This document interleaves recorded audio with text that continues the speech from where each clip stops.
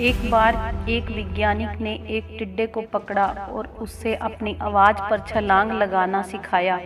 वैज्ञानिक टिड्डे से कहता, कूदो। टिड्डा उसकी आवाज सुनते ही जोर जोर से छलांग लगा देता।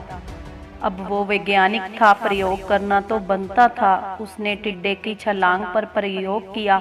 वैज्ञानिक ने उसकी एक टांग तोड़ दी और फिर बोला, कूदो। अब टिड्डे की छलांग की दूरी कम हो गई।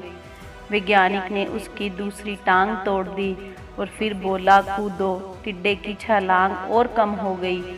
अब तीसरी टांग तोड़ी गई तो बोला, कूदो। उसकी छलांग कम हो गई। एक एक करके बेचारे टिड्डे की सारी टांगें तोड़ दी गई। आखिर टिड्डा टांग टूटने पर जब उसने कहा, कूदो, तो वो हिल भी ना पा रहा था। अब वैज्ञानिक ने अपनी सीख अपनी डायरी में लिखी। जानते हो उसने क्या लिखा? जब टिड्डा एक टांग तोड़ी गई तो वो बहरा हो गया। जब उसकी दूसरी टांग तोड़ी गई तो वो और भी बहरा हो गया। हर टांग टूटने के साथ वो बहरा और बहरा होता गया और सारी टांग टूटने के बाद बिल्कुल बहरा हो गया। जोर जोर से वैज्ञानिक के चिल्लाने का उस पर कोई असर नहीं हुआ। वो तो अपनी जगह से हिल तक नहीं रहा था। छलांग लगाना तो दूर की बात थी। इस कहानी को सुनकर सबको ऐसा लग रहा है कि क्या मूर्ख वैज्ञानिक था। इतनी सी सीधी बात समझ नहीं आई।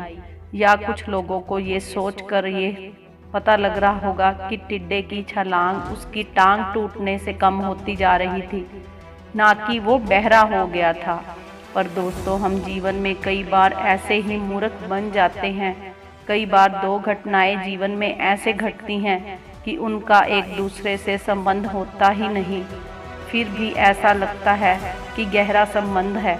कभी कभी दिखता कुछ और है और होता कुछ और है और वास्तव में समझ कुछ और आता है। हमेशा समझ का इस्तेमाल करें, सावधानी बरतें। फिर मिलेंगे दोस्तों अगली वीडियो के लिए। तब तक के लिए अपना ख्याल रखना और हमेशा खुश रहना।